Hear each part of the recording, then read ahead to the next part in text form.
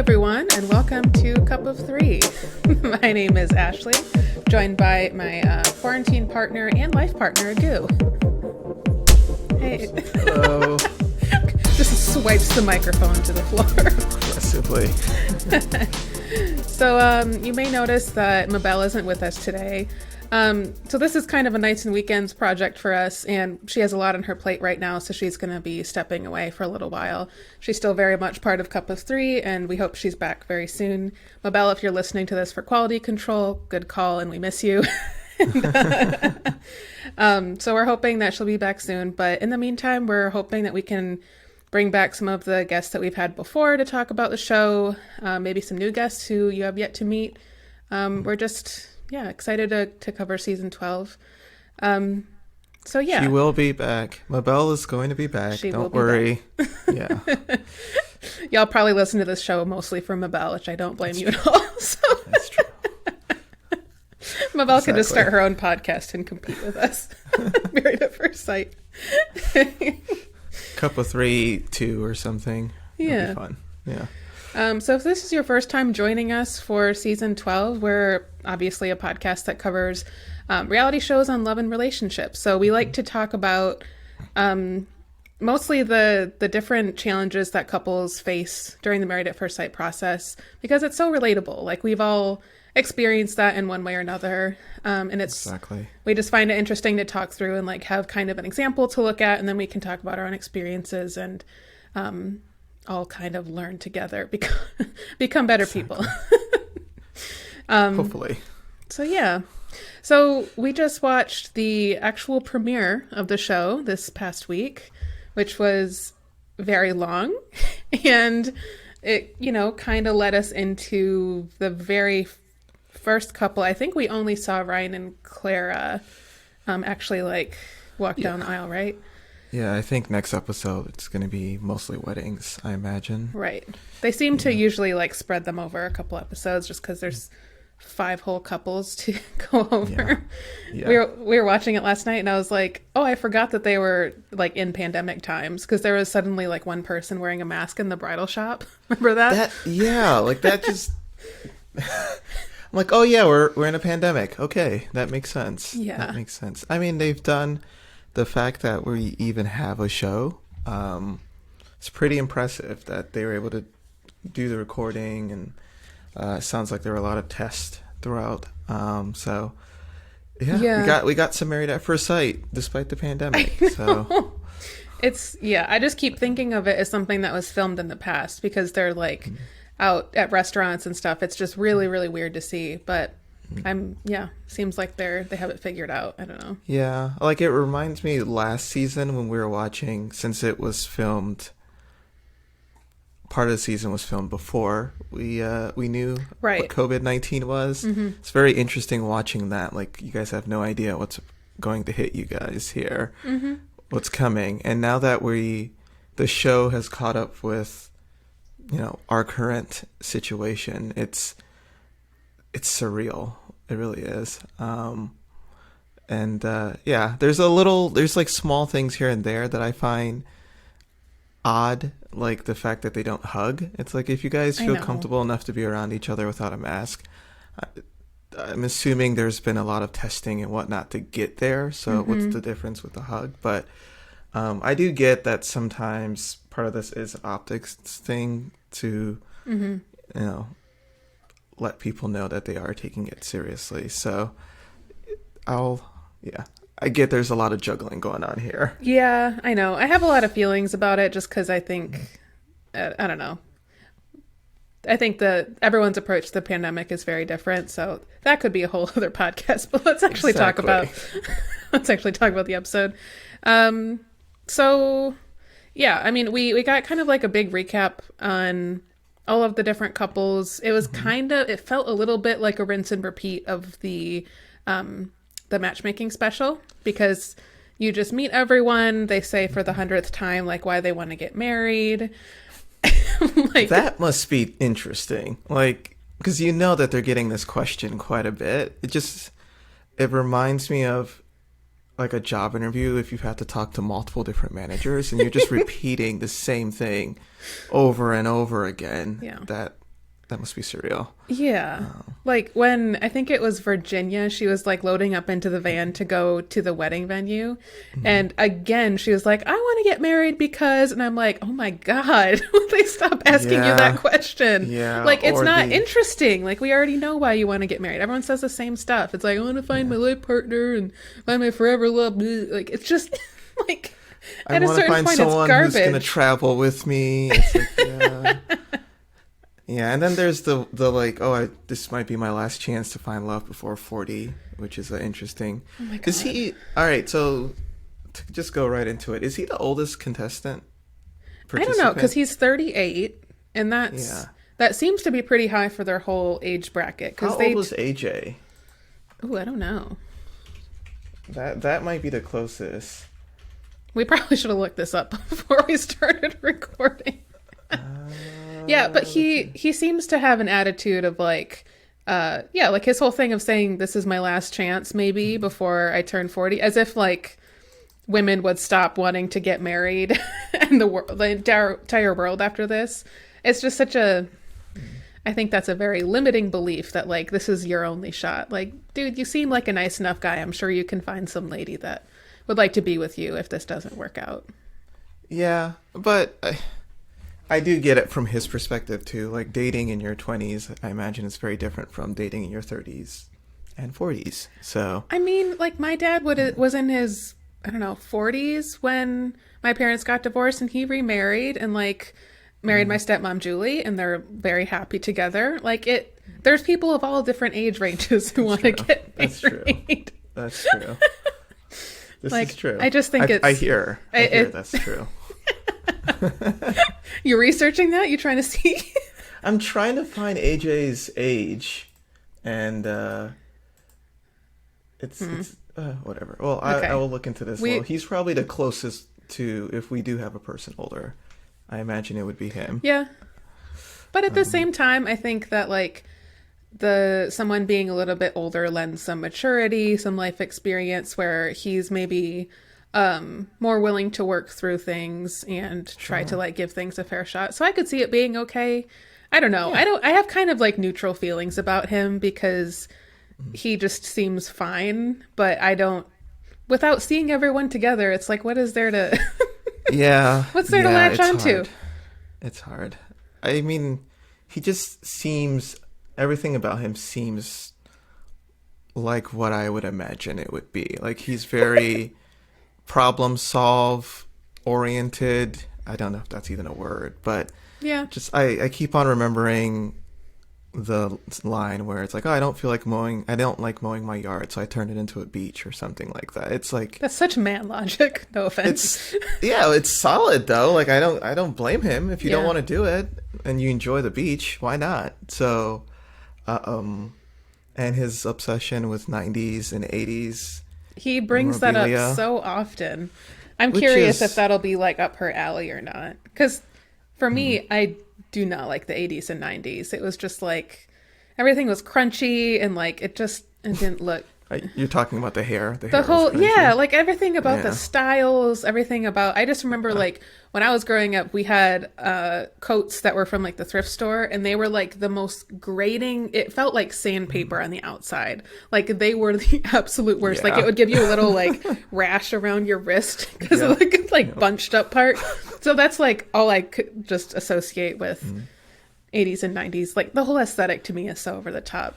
Yeah, It's rough. Like it feels like 70s was solid for a fashion / music standpoint, and then 80s was just what were we doing? Cocaine, mostly cocaine. Yeah, I was gonna say a lot of drug use. Like the amount of carpet, like if you see the old like 80 mansions that have like the jacuzzi and then around it is carpet. I'm like, who thought this was a good idea? Like at some point, yeah. And then the 90s was just. I mean, maybe that's because we were 90 babies, but I just think of grunge and flannel, and that's about it. Yeah, like crappy cars. Oh, really crappy, boxy, the things barely... Like, you don't see cars from the 90s on the road anymore. It looks like They're a car that was, like, just brought over here from, like, Soviet Russia. Like, they all looked... Yeah.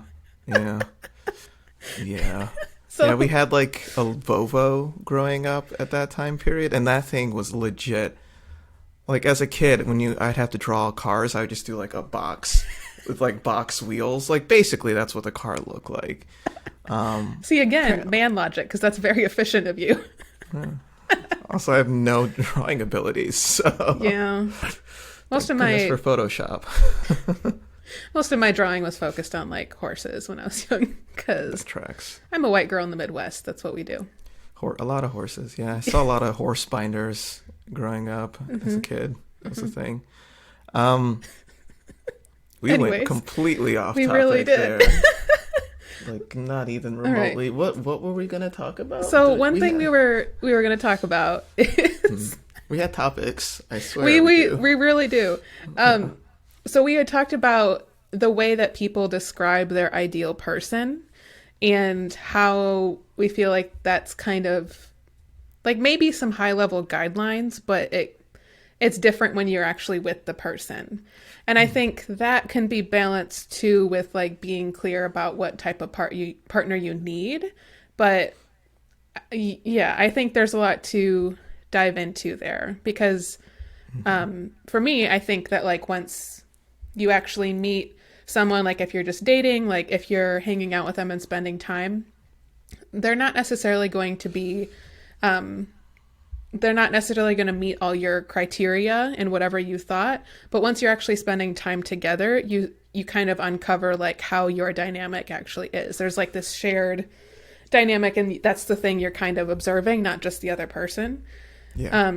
So I think, yeah, I don't know. What do you think about that? Yeah, no, I completely agree. No surprise Shocking. There. I think I kind of view it the way. So it's going to seem like I'm going off topic, but I promise I'm bringing it back in. Mm-hmm. One of my elementary school teachers, I think it was in 7th or 8th grade. 8th grade. Yeah, it was in 8th grade. She had this project where you would write a letter to yourself, and she would hold on to that and then mail it back to you after college, I think. That is the cutest thing I've ever heard. So, it's 8th grade. No. She would mail it to you after high school, I think. This is a lot of things for her to keep track of, like everyone's addresses. She was an amazing teacher. She was amazing. So just like I remember getting that letter, and what I thought I was going to accomplish in high school and what I actually did is amazing. It's like not even remotely close. Like I thought I was going to have definitely thought I'd have a bestseller book at that point. Thought I was going to like finish high school early, which I kind of did, but thought I was going to be like have a killer business by then. Like just a lot of things that are just that's not necessarily how the world works. And I think that happens with relationships too, where what I envisioned when I was that age is not the person I'm with now, but I'm completely happy with the person I'm with now. And why are you saying it like that? It's me. I know. Well, I'm trying to be whatever. I was trying to be poetic. Poorly. But really I think it's like that's the thing with all the people, all the contestants on this. So I forget where she was describing, I want him to be like 6 foot, 6'1". I mean, all of them said that. Like, and most of the guys on the show it appears in their 6-ish feet range. I mean, they're average height men. Yeah. Well, average height for the U.S. is like 5'10", but which I think is still pretty tall. Yeah. I mean, I'm glad I'm not 5'10".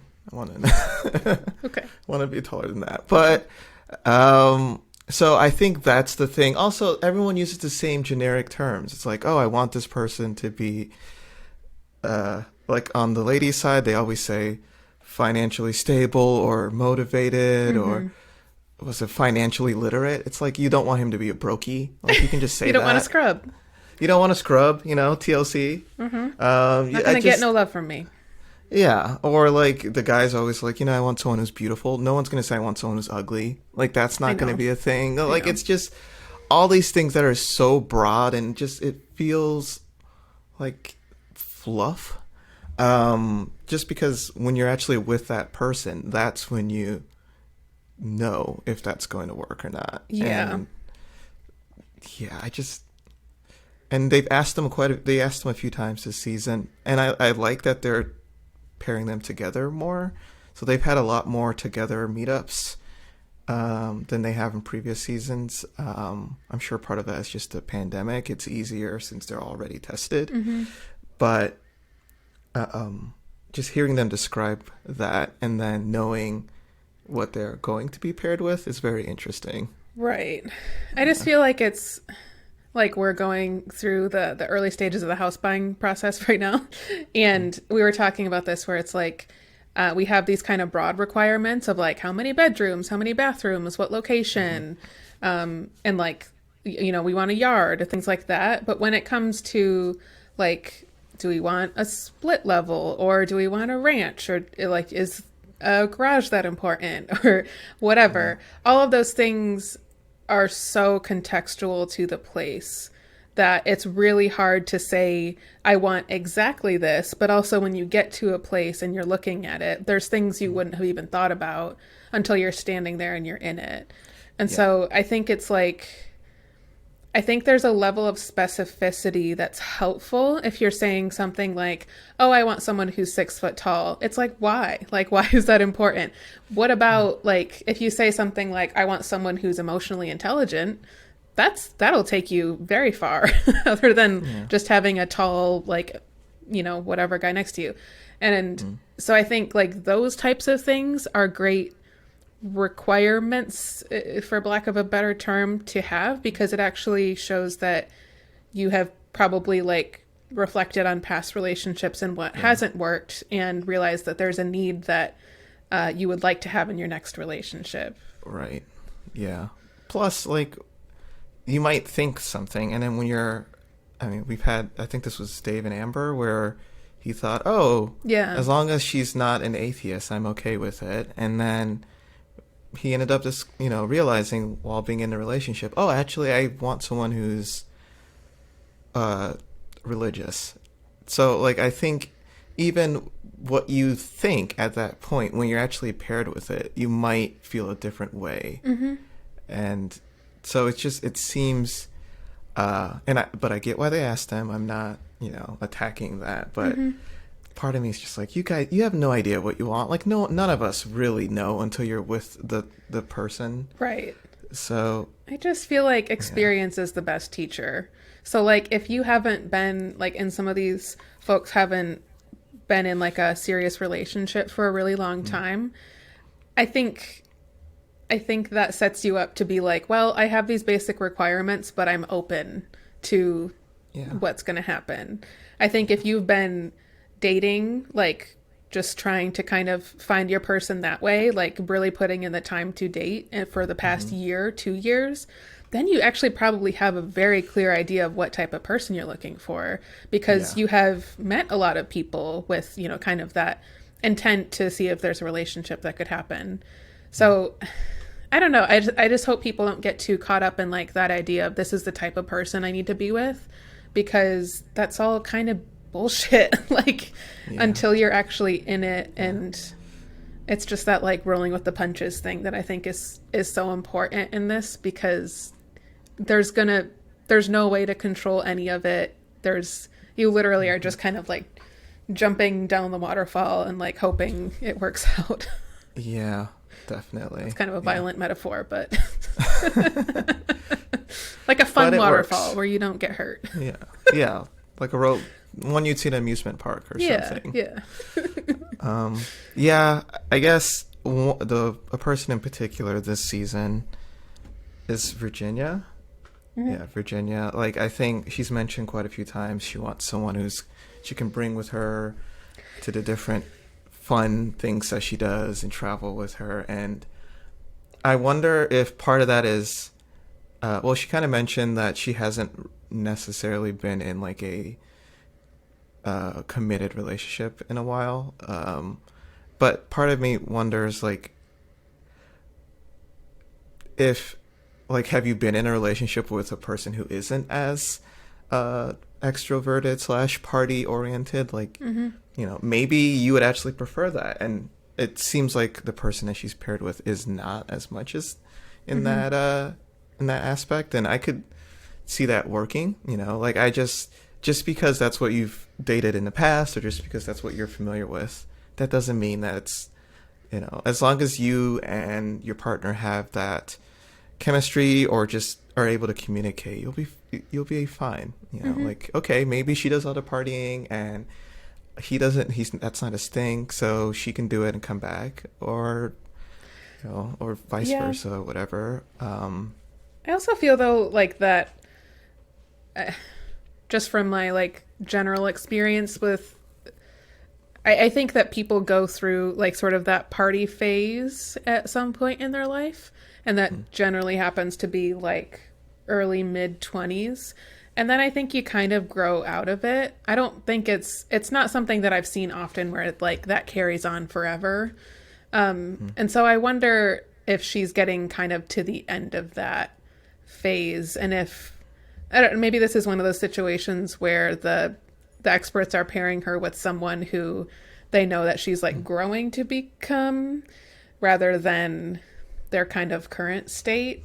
But the trick in that is like getting the timing right, because maybe Virginia 3 years from now would be absolutely perfect for Eric, and they would like totally like build a great foundation and everything. But if she's not quite out of that like wild and free young person phase, then like this might be rough.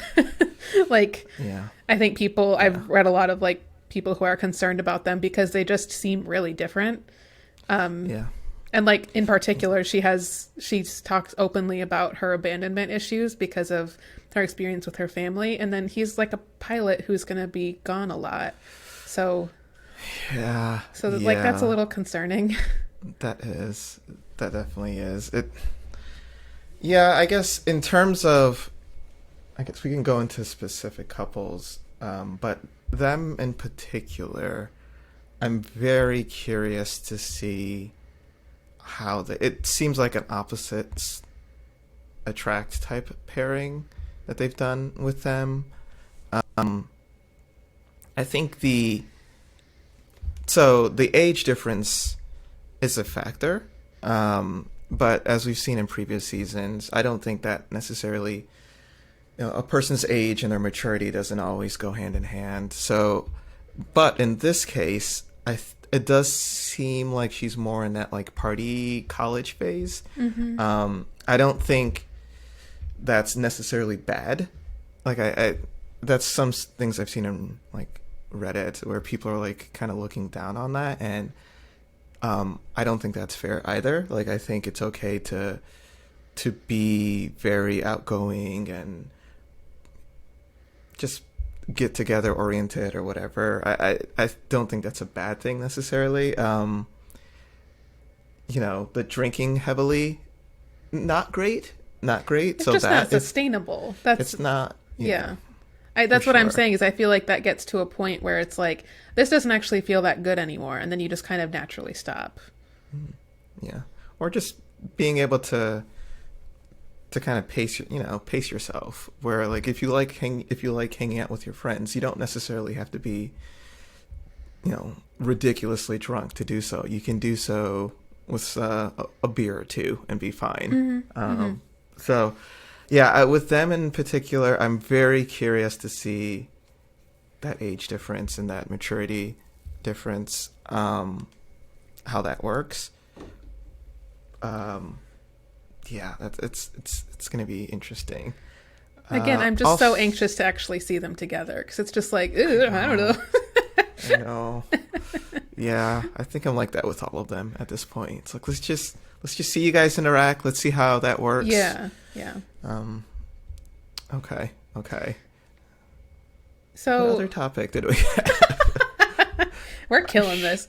I should have wrote this down or something. Oh, I got it. Not. I got it. So another thing we wanted to talk about was Chris. There's been definitely a lot of feelings people. I've just been lurking on Reddit basically, and which is hilarious, by the way. The Reddit community for Married at First Sight. Shout out to the Reddit community. There's seriously like over 30,000 people in that subreddit for Married at First Sight. Yeah. And if you haven't joined that group already, like I highly encourage you to, because it's been like a good place to connect with other people who are like in what this. Is it called? Your like username on Reddit? Is it just called username?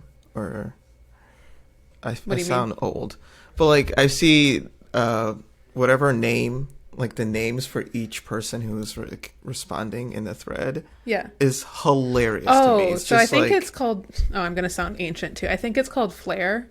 So you have your username. So like we're Cup of Three podcast. Like go say hey. But then you can have. I don't understand how the whole Flare thing works, but they're all like related to past episodes. It's hilarious. So like, it's just like the best lines from previous seasons. Just the best. Like there's can be any race as long as the dick is right, except it's the eggplant emoji. It's hilarious. Yeah. One just says yoga teacher. Oh, that's hilarious. I love it. I love it. The other is basic Caucasian sex. That's a popular one. Shout out to just that season. The absolute best. It's just my favorite to see this. Yeah. It's like deep cut. It's so good. It's so good. Really and and then, so a lot to kind of go off before I interrupted, a lot of people are kind of slandering Chris, which I get. Yeah. But actually, I think so this is happening for a lot of the people. He's kind of grown on me a little bit more this episode. Just because I think just seeing his family, was very interesting. Mm-hmm. They seemed very, very open and receptive, and like you could feel the love there. So there's that. I know. Oh, I do remember one of our topics is going to be. We can just kind of go into that now. Chris and how close he is with his pastor. That was the thing I was introing before we went on this whole tangent, hun. Oh my goodness. Oh my goodness. Okay. Well, we got there. We got there eventually. Oh but like that's interesting. I don't like it's. Interesting to see how close he is, and young pastor. I don't think I've ever had like a pastor that was my age, essentially, or very close to my age, a peer. Yeah, it's different. You don't. I always kind of associate like that type of guy in a church community to be like the youth pastor who's like connecting with the kids. You know, I don't know. I'm doing so many shoulder movements. I grew up. My family is very Christian and like grew up going to church and going to those youth group things. And we went to like a couple different churches like over time. So like at one point we were at like a Baptist church, and that was like a very different experience than the next church we went to, which was like much larger and a little bit more modern.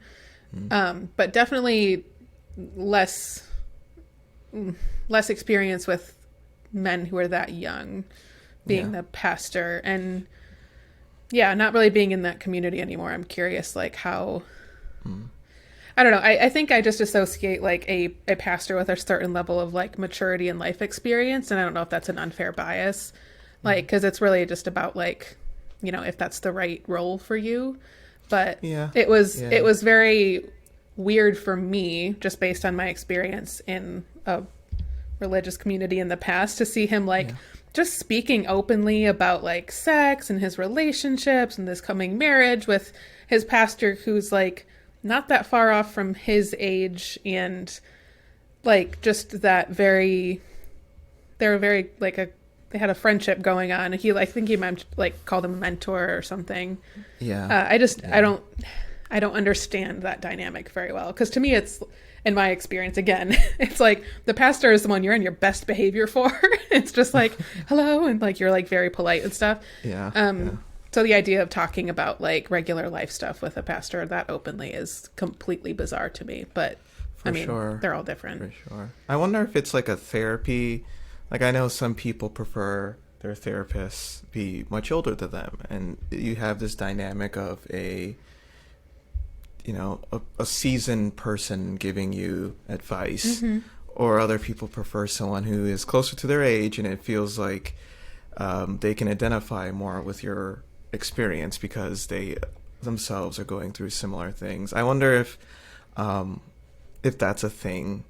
Well, I wonder if that's the dynamic with them, where it's like, hey, I know this experience because I just went through it last week, as opposed to back in my day, yeah, type of thing. And like they're both okay. Like I think there are pros and cons for each.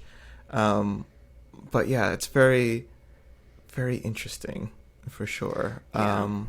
Like just the fact that they went suit shopping together. It's just like that's interesting. I know. But then what I thought was interesting is the pastor, I don't remember his name, I'm sorry, but he said several times that his big concern about Chris going through this is that he's very picky. He used the word picky, and that he's, worried that he's going to have this specific vision of what his wife is supposed to be like, and if she doesn't fit that mold, then he's not going to like give it a fair shot. And I think that'll be something to keep an eye on, because I think the more that we saw Paige and got to know her a little bit more and understand like what she's looking for and who she is, I actually feel more confident about their pairing than I did before. Just because, we were given very select information, but I'm very curious to see how. I feel like they're either gonna work really well, or it's just gonna be an absolute no-go. Yeah, I do. Yeah, same.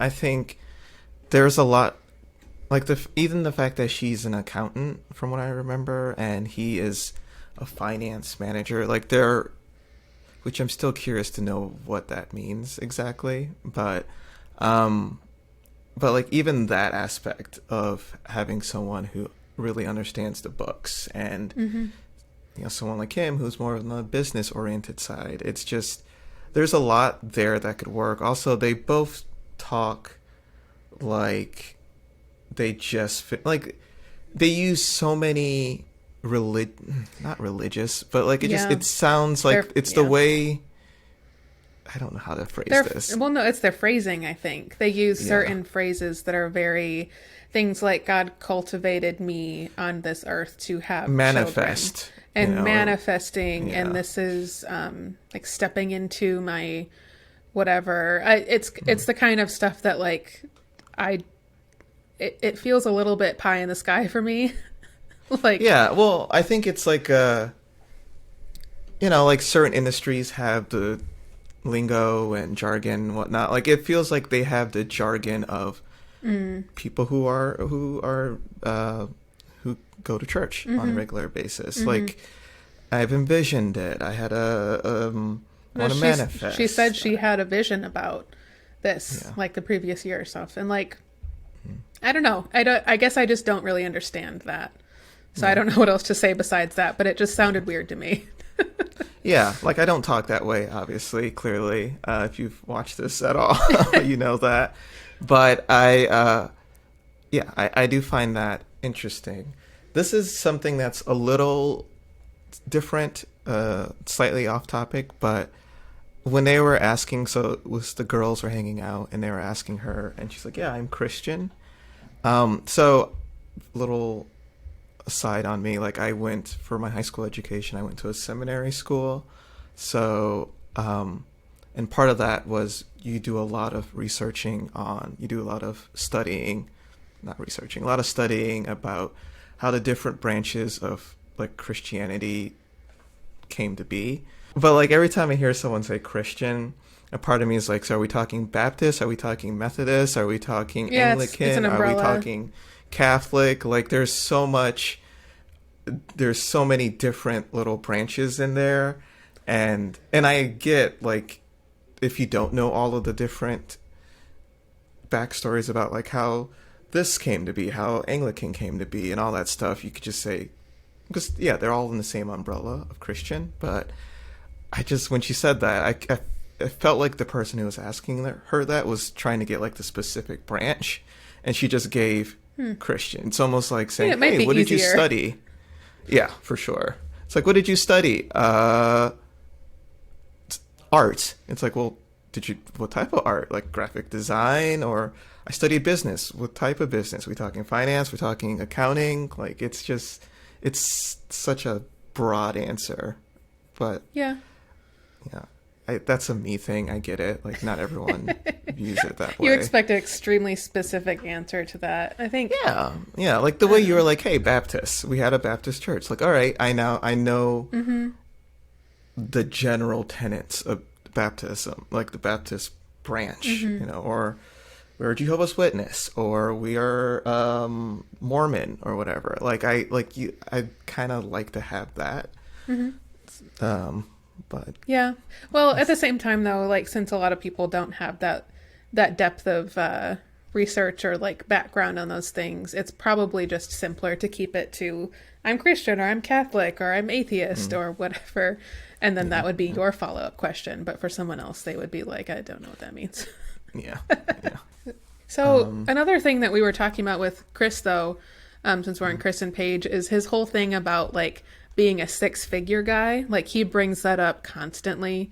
He seems very concerned that his future wife is going to be like after him for his money, as if she like had any control over that's a funny one. I was like, honey, like, no one's coming for you, it's fine. She has no idea who you are, so you don't have to worry about her marrying you for your money. She has no idea if you have money. So exactly. Like, she's literally like just completely putting her faith in the system for this one. So like, that's anyways, but like, we were talking about the whole six-figure thing, because he's got this really big story arc of like him going from the church to living in his car to working at a car dealership to then getting a six-figure or high-paying job or whatever.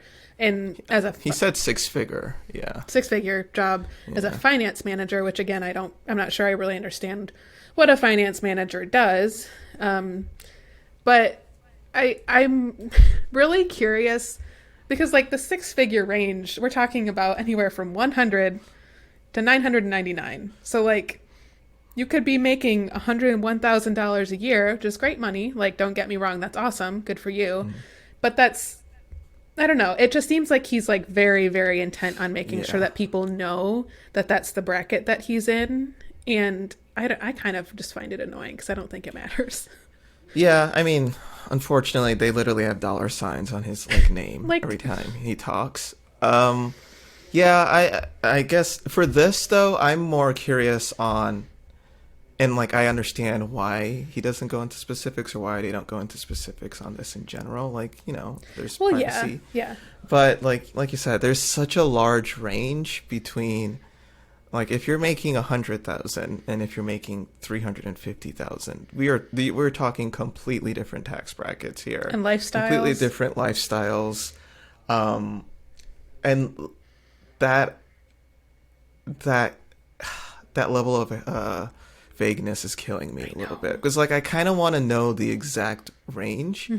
Like, at least like with Olivia on a previous season, you could kind of look up, like, her job description was specific enough that you could look it up and have an idea of what we're talking about. Yeah. And like, to just go into like super specifics, like Olivia was making like what 150-ish is what we kind of estimated, or like in that range. I don't remember us putting a number on it, but let's say for the sake of your argument, 150. Yeah, so we'll say that. And like, her lifestyle seems to be very different from Chris's lifestyle. So part of me goes into like, are you spending your money responsibly? Because if you're making 100 and some 100-ish range, but you're buying all this designer clothing, you can't really afford it. You can't. Now, if you're making $500,000, $250,000, sure, like you're able to do that. Yeah. So that kind of gets me, because that's the part that makes me a little bit. Another person who I have that with is Vincent. We always see the pictures of his job and he's next to all these fancy cars, and he has that backstory about wanting a partner who believes in him, and how his previous relationship, she wanted him to have a more 9 to 5 and she wanted him to have a degree. And, yeah. More traditional. And more traditional. The feeling I was getting from that when he was describing it was a little bit more stable. And now he's doing something that he's passionate about, but is like, there's a difference between if he's passionate about it and he's making great money, or if he's passionate about it and he's working to get to that point. And that's the thing that I'm having a hard time, because like I could see, that's just, you're talking a different situation. Yeah. There. And it's funny, my one of my barbers, I haven't seen him in a very long time thanks to the pandemic, but he like wrote this thing on Facebook where when someone is asking you what you do, they're trying to find out how much respect to give you or something like that.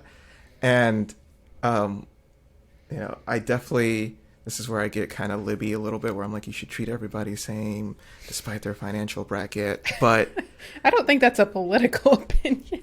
Yes, maybe. I think that's be a decent human.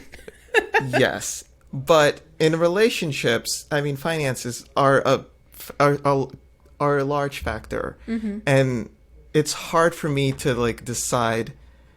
Like if Vincent is making $80K as opposed to $180K, we're talking very different lifestyle choices, and that's hard. Like I kind of want to get a range. I don't want them to give us like, here's how much, here's his W-2. I don't know how to answer. I don't know how to solve this problem. I know. But it's hard because like, of course they're never like, it's their private financial information. For like we shouldn't have that. I think it gets really, and I love these conversations with the couples about money, because I think like there's so much to untangle there. And I talk about this all the time about like money stories and how, we attach like morality to that and all that stuff. I won't go down that road, but I think like for Chris, I wouldn't be that shocked if his big financial priority is showing that he has, income, a big income, because from what he's told us and what we can see, he lives in a nice apartment. He's got a closet full of like nice designer clothes. He orders food a lot. So that's a big expense for him. He even like gave us a number, a range of how much. It was like a couple thousand, I think, right? For a month. And so knowing all of those things, like you would definitely have to be in the higher range of the six figures to be able to do that, and also be kind of covering your bases with saving, making sure that you have your emergency fund, make sure that you're saving for retirement, all of the responsible person things that unfortunately we have to do when we're adults. So I'm hesitant to, I don't know, I don't think that like someone who likes designer clothing and stuff is bad. Like if you have, my main thing is make sure you're taking care of yourself first, that's your first priority, because you look out for yourself. That's number one. You make sure that you're okay longer term, that Chris is looking out for 80-year-old Chris who needs a check coming in so he can support himself and has retirement.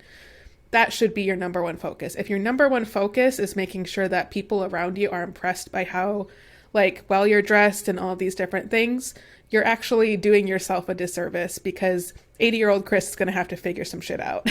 Right. So like that's where I get uneasy about like spending patterns and stuff, because your excess money at the end of when you're doing your budgeting, whatever, spend that on whatever the hell you want. If you just want to like, my dad, when we were kids, like he like was very adamant that we learned like a budgeting system, and he so we would get, I think, like $10 every other week or something. And so it became very simple to break down the percentages. We even had this like, it's so embarrassing, but we had this like binder that had these little like zip pockets. And then, so like everybody had, all my sisters and I had our binder. And then, so you get your $10, it's all in ones. And so you put so much in your savings, so much in, like all this other stuff. So one of the categories, and in retrospect, I don't think he understood that this label wasn't appropriate, but he called it blow money, which in his mind was like, you can spend it on whatever you want, like just blow it. But it sounds like we were just like funding a drug habit that's probably 80s. haunted the 80s. us. It sounds like it was the 80s. So my blow money, I remember him making a joke about like, you can literally like light this money on fire. I don't care. Like this is, you do whatever you want with it. So I just always think of blow money, and that's really not appropriate. But the point being that the money in that category, whatever that amount is, you do whatever the heck you want with it. If that money becomes bookmarks in your Bible, sure. Like, that's fine. Exactly. If it buys, your Gucci belt, sure, that's fine. It's just, like, just take care of your future self. Like, plan for if something goes wrong, and so that you can take care of yourself and make good choices for yourself. That's just, I could rant about this forever and ever. I hope that that's the case for him. And with Vincent, I think, I worry a little bit the way he talks about like his entrepreneurship and everything, that it's really much more about like feeling like he's following his passion and like kind of more on the like emotion side of it. And like, I hope that's not too unfair, but I think there's ways to like have a larger goal for where you want your career to be that would be fulfilling for you, while also making sure you're covering your bases, to my previous 50 points about taking care of yourself. So like, if it means you're working 2 jobs for a little bit, that's cool. If it means that, you're just figuring it out, that's cool. But I like the whole idea of, and I'm not saying he's doing this, but like, oh, I don't like my job, so I'm going to quit and, pursue my dream career tomorrow. Like that, to me, that's just like, that's like a movie plot. That's not how real life works. Well, yes, but also like plenty of people do it, right? Like, I guess, so kind of on your point, I agree. Like the money stories, what you tell yourself, your relationship with money it's different for each person. And I think that's why I'm curious to know the exact dollar or like the range, because, it's possible, like you said, it's possible that Chris is in the, he's making $500,000 a year. He's able to buy these designer clothing and still save, like you said. Or, I mean, we watched some Great British Bake Off. We've been kind of marathoning through that, some older seasons. Such a good show. And Mary Berry has a Hermes belt and under her little bomber jacket. And her bomber jacket, which I'm sure is like very designer. And okay, like that belt is $6,000, but she's worth $500 million. Like that's, to her, that is a very small amount of money. If I was to buy that belt, that is a significant amount of my income. I'm just imagining you wearing that belt with you. Yeah. But like the level of like, that means that's like a maturity thing at that point. Like if I was buying something that I could not afford, that's a maturity conversation, or that's a conversation about priorities. And that's a very different person than like a person who can afford it and is just high enough income. So like with him in particular, I want to, like you're saying, I want to believe that he's saving and doing the important things. Yeah. But it's hard for me to see, it's hard for me not to judge and be like, oh, you're spending more than you have. And like, that's the thing with athletes. Like with people, like you'll see certain athletes who, on paper, they're announced their contract, especially in American football, whereas like on paper the contract is $100 million, but 5 of it is guaranteed or 15 of it is guaranteed. If you spend money like you have that $100 million, you're not being responsible, because really what you have is that guaranteed money. So spend according to that guaranteed money. That's a completely different mindset. And like whether it was Bennett and Olivia, whether that was Bennett and Olivia, if it was Amelia Brett and and Olivia? I confused Brett the and crap yeah, out I of know, that. because it's Bennett and Amelia. They have similar Bennett names. and Amelia. But like that was the conversation with them. Like him, he was pursuing his passion. Like the thing you mentioned about some people leave their job. Like that was him. He wasn't making. I don't think he ever had decision. like a standard job. It sounds like he was always kind of like hobbling together a lot of odd jobs, but Yeah. again, Yeah. like his standard of living was a little bit lower, so I think it made sense for him at the time. And even if it didn't, like I don't put morality. I don't associate that with money. So Don't judge, like, man. I don't judge. So like if he should have been making more and he didn't and wanted to pursue something that had higher upside in the future, I'm fine with that. Like it's fine, but that's a different conversation in terms of a relationship. And Yes. and when Vincent, to go back to him, when he says, I need somebody to believe in me, like if you're saying that and you're making less than minimum wage, that's a different conversation than I need somebody to believe in me, but I'm a multimillionaire. It just is. Like you're saying the exact same thing, but it's a very different situation. Yeah, because it's not like oh, you're a quality person or not. It's like you're now a partnership and you rely on each other. And so as a team, I think you have to find your ways to pull your weight in whatever way you can agree on. So it might not be money. If Brianna, she's an engineer, she's like she seems like she's kind of in a different level work-wise. So it could be that she makes more than him right now, and it could be that they have a conversation like, okay, it's not just money that like we have to add value to each other in this partnership. Maybe he picks up more of like the household stuff, or maybe there's like some way to divide things up where like it kind of makes sense, where it's not I don't know, like that's all up to each individual couple. I'm just right. You were kind of saying this before about like wondering about how she would perceive his work and maybe financial situation, and without really knowing a lot of the details of like kind of where he is, like it's so incredibly vague. Like understandably, I get like there's a lot of privacy things with this where like it's hard to dance around these things because we can never be like, oh, he's like talking like this, but he's actually doing okay. Like we know the numbers. But like this season in particular, and maybe it feels like the income ranges are very vague because of Vincent and Chris, I think.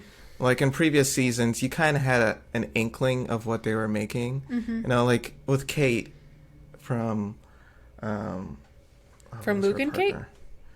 From Luke and Kate, like a social media marketer or specialist. Like I've worked with people who have that title. I have an idea of what they're talking about financially. Or even AJ, for example, where like we kind of had an idea of the money he was making. And I think that plays a big factor. And this season in particular, we just don't know that. Now, of course, we've got plenty of episodes to go, so we might learn that. I know. So yeah, that was really it. I'm sure, hopefully we discover more. So, another topic that while we were watching this kind of came up was the concept of locker talk, or the conversations that happen when it's a group of guys or a group of gals. Gals, as they say. Like the difference between those conversations and when that person is actually with their partner. So on the guy's side, there was a lot of talk about like, sex and whether or not, and this happens every season to kind of explain that, but of like, oh, are you going to go for it on the honeymoon, da, da, da, da. Like that felt very much like a locker room conversation. And I know, I don't, because sometimes when people say locker room, they mean it in like a very demeaning way, and the way they talk about the other people, like not that sense, but I think there's just a very different energy in that conversation than when you're with a person. And maybe it's similar to the earlier topic we had of what you have in your mind or what you have on paper is different when you actually meet your person. But yeah, and on the ladies' side, there was it was a very sex-focused conversation, and I appreciate how comfortable they were and having that conversation. But it just, part of me was like, you're not going to actually talk like this to your actual partner. Like when you're with them, it's going to be a very different conversation. It's not going to be this like aggressive, this this straight shooting. It's going to be a little bit more measured, because it always is. Like this, you care about that person, you want to, you know, broach the conversation in a meaningful way. It's not going to be that way. I mean, yes, but that's also, I think, kind of human nature. I think this is like, I think when, like with this group of women, for example, I think, as a woman myself, I don't know how I was going to lead into that, but that was what your point was going to be? Yeah, as a lady. No. I'm just thinking of like times that I've been in groups of women. I think it can, sometimes the conversation can get in a way about sex where it's like everyone basically wants to prove that they're not like a prude or inexperienced or awkward about, or don't want to talk about sex. So it's like, I think a lot of people kind of buzz to that topic really quickly just to be like, yeah, I have sex and I'd like to talk about it. Like just to make sure everybody knows that they're like a mature, progressive woman. And I understand that impulse, because it's just like, you just don't want, everyone's just insecure. Like that's just how it is. And so I think we saw that from like the girls talking about sex and like what they like are kind of looking for with their partners, what their expectations are.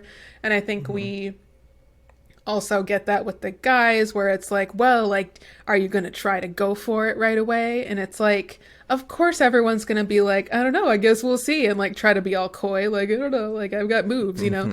And everyone's going to talk themselves up or like allude to being this like you know, super awesome sexual partner, because like why wouldn't you? But like you're totally right. Like in the actual context of one person being with their partner, of course that's going to be completely different, because it's very vulnerable. Like you're like hoping they accept you, that you're compatible, like all these different things. So it's it's funny though, because it's such a pattern that we see every season. Yeah, or like, oh man, like barbershop talk, where like two guys or there's a group of guys, and one guy will say one story and be like, oh man, I would never let my woman talk to me like that. And then like you cut to him and his woman, and he's just like, yes, honey. Yeah. Like it's just like, it's hilarious to me, the level of like, I think that it's a saying here too, but like in Nigeria, they'd be like, the guy has bass in his voice, like he's saying it with his chest, to quote, fudge, what's his name? Say it with your chest. Say it with your chest. Kevin Hart. Like everyone is talking with the level of like confidence and bravado that like you don't really.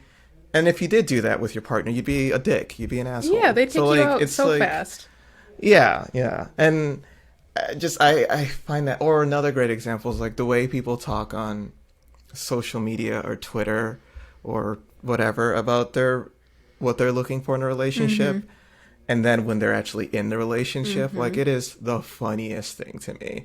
Like I can tell my friends that are single, where they'll be like, you know, like these ladies, you guys have to bring something to the table. You just can't keep on saying you want this, this, and this. And then when he's like in a relationship, it's just like lovey-dovey post after lovey-dovey post after lovey-dovey post. And it's fine. Like everyone goes through that, but it's really, really funny to see. And it reminds me of those videos of like dogs that are like two dogs and like there's a fence between them and they're both just like barking furiously at each other, and then they like someone opens the gate and suddenly they're just like, oh hey, what's up? Like I had no intention of fighting. I just needed to keep up appearances. It's just humans. Exactly. I think we all do that in our own way, but I don't know. I think it's just like not like being aware of it and trying not to like think that the way that you talk about stuff with your friends is the same as how you have to act around your partner, because there's going to be a mismatch there. And yeah, also like you can talk around there's also the other side of that, of like you don't have to play the Mr. Tough guy around your friends either. Like you can just be yourself. I hate when people say that, but like be yourself.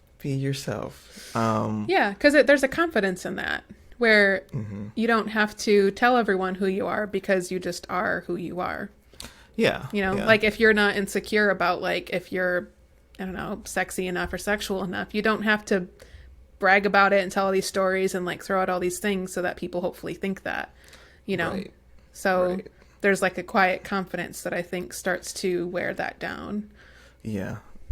Like I think I keep on giving examples of this, but I remember like in college there was, like you're in a group of guys and you're at the bar or something, and it'd be like, oh, I'm gonna talk to her and get that number. And then like you don't see the person do it, or if he does go over to talk to her, it is the most like, so what do you think about this music? Like it's like the least. It's like the way he talks it up, and I get it. Like I have done that in times too, where it's like, I'm just gonna go over there. I'm just gonna let her know. Just let her know what, be myself. And then you go over there and you're like, so you dropped your napkin. I just wanted to give it back to you. Goodbye. Hi. Just want to say hi. So and yeah, I think that's the thing. I get it. It's scary to hit on girls. I get it. It's not necessarily. Not at this point. Like hit on me now, bro. Just I think as a teenager for sure. Whatever. Everyone wants to be liked and whatnot. So yeah, I think that's definitely with Chris in particular. I think sometimes that I get that aura from him where like I think he's very different when he's actually with his partner than what he's saying. Like a lot of the stuff about, oh, we gotta look good, we got this. Like, he got engaged in a few months. So, like, he met his previous relationship. He met that person, fell head over heels. Like, that is a very different personality type than, I'm just a brand. I need to maintain my, these ladies come in and out. Like, that's a very different. Yeah, that's true. That's true. Personality. And I think a lot of people who are judging him or have a low opinion on him because of what he's saying now, I'm like, I don't think he's actually that way around his people. And I think him in particular, I could see this being very different when he's actually with his person. I know, which is why I'm so fascinated to see him and Paige together, because I think it's just, it'll work or it won't. And I think what you're talking about too is really interesting, because it's like that difference between how we think of and describe ourselves versus what our very clear and obvious actions have been over time.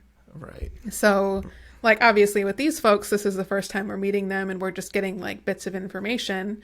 But, I think about like just people I know in my personal life who, like, the way that they would describe themselves is very different than how I perceive them, because I've known them and like seen how they act in different situations and all these things. And I think there's always naturally a bit of a difference there, just because your own experience of living in your world and in your body and your brain going through the world is, there's always going to be a bit of a like translation between that, how you perceive it, how you describe it, and then how others perceive it. Yeah. It's like another example. I'm just throwing examples of this left and right. But it's like McDonald's, when you go through their drive-thru and you see what the burger they show you it's going to look like, and then when you actually get the burger, it looks very different. It's not as fluffy and as like perfectly stacked. But when you think about McDonald's, you think about that picture. You don't think about the last burger that you had that had like half a piece of wilted lettuce. Exactly. See, that's why marketing is so important. Yeah. Onto our next tangent about why marketing is so powerful. Oh, for sure. Very, very, very important. Or like the Peloton bikes, where like they're always in like the most luxurious location. Like, I'm like, why would you have this in your front, floor to ceiling windows, and then it's like floor to ceiling? Yeah, and like in reality, what it's actually going to be in is like your basement. There's like clothes stacked over it. Yeah, it's not a finished basement. Like your kid's old playset is behind you. Exactly. And I get like part of it is like you're selling a lifestyle, not necessarily just a product. Oh yeah, it's aspirational. Apple is notorious for this, but I said aspirational, not Apple. No, I know, but I'm saying Apple is. Okay. I heard you. Okay. Android for life. But yeah, like they're notorious for this, and it's like those AirPods back when they came out new. You get so mad about AirPods because they're cheaper alternatives that sound better. If anyone has questions about AirPod alternatives, Agu probably could write a whole thesis about what other ones you could use and why. Definitely never going to get sponsored by Apple after this. I don't think that was ever a worry of ours. No, not really. Not really. Okay. Well, I also want to talk about, last but not least, the whole blindfold thing. So the way they had cut the promo, it made it seem like this was a thing the show had put on. But we now learned that this is something that... Ryan, that's his name. Ryan specifically wanted to do with Clara because he wanted to have that like physical touch and connection before they actually saw each other. And especially with like pandemic times where everyone's like has to be, apart and all these things, that he thought that would be important. So I thought that was interesting. It also seemed like it might have added some extra stress though. Definitely. I think this was one of those things that on paper is amazing. And then when you're actually watching it, you're like, because she was nervous, rightfully so. Mm-hmm. She was freaking out. Like I felt bad for her. She was, yeah. Yeah. And, she's kind of focusing on the little things because she's so worried. And I totally get that. This is a stressful that would be me. Yeah. That would be me.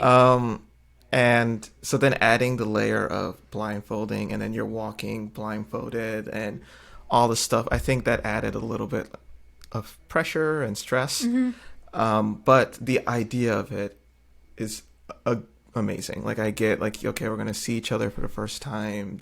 I get it. I really do. And I think I appreciate that he considered it and thought it and suggested it, and even his letter to her. It was really sweet. It seemed, like she was bawling. The mom was like, "He's the best already. I've never met him. I already like him." Like it's just. And mom was like on the fence before. Like this is what always happens. The parents are like, "I don't know. We could get anyone," and then they meet them literally after like 20 minutes of being around this person, and they're just like, "Yep, like it's great. They're perfect." I'm like, what? Like. You can have my daughter/son. It's fine. You seem solid. Yeah. It's fine. Yeah. I understood his logic about the whole, like, being able to hold hands before. I think maybe it's just the way that they cut it, but it felt just a little awkward because they're standing there and everyone's just kind of, like, quiet. And it felt like she didn't really know, like, how long it was going to happen, like, if she should say something.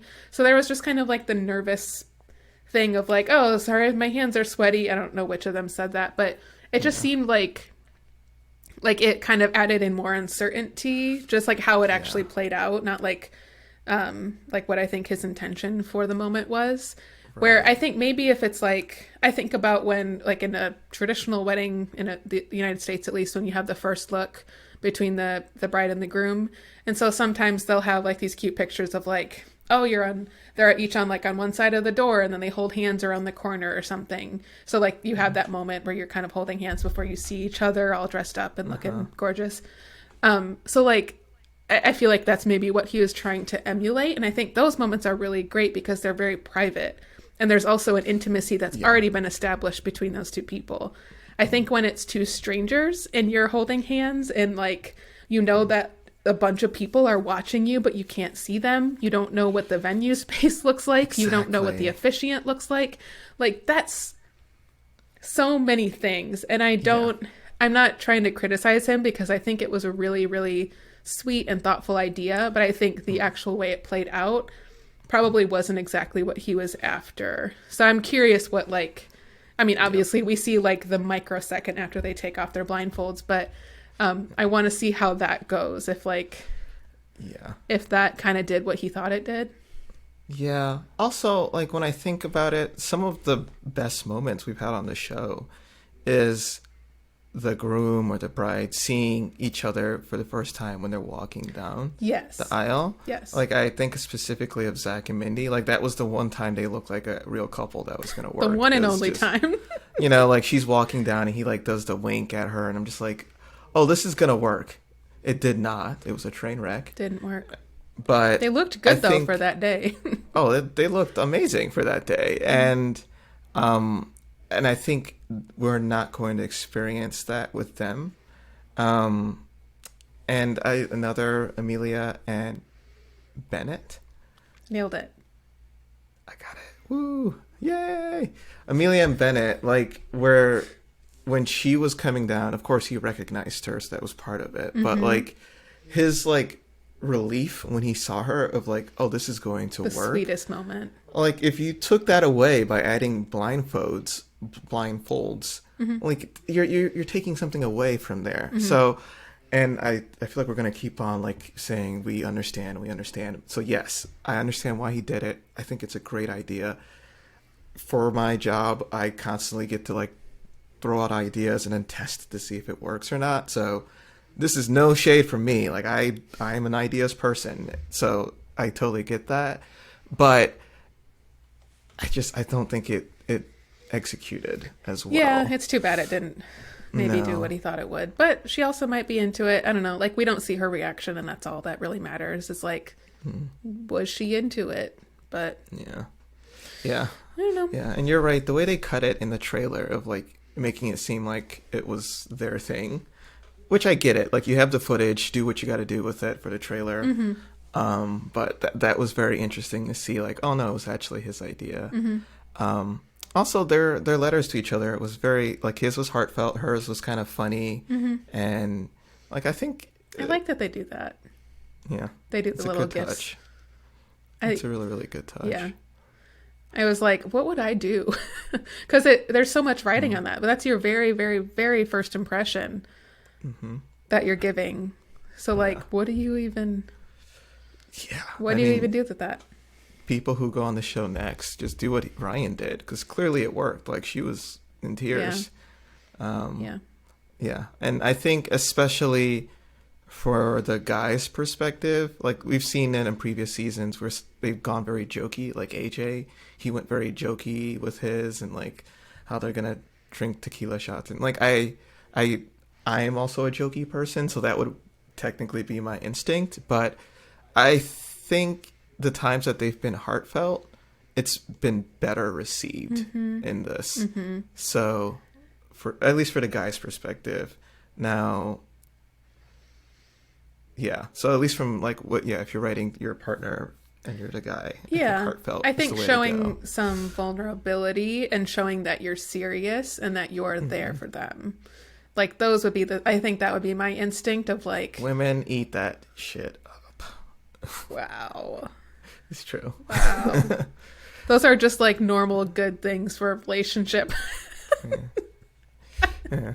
All right. Cool. No, I'm kidding. But yeah, no, it's definitely, like you said, you're being vulnerable and it makes it feel real. Like you're not in this, because I think that's the fear for everyone that's on this show is you're in this because it's a reality TV show. So reading that letter, like it's, at least from what we saw, it seemed like, oh no, he wants to find his person. Yeah. That's comforting. Yeah. For sure. Right. I can't think of anything else. There are some couples that we didn't really touch upon that much. I think we'll be able to dig into them more once we see them together.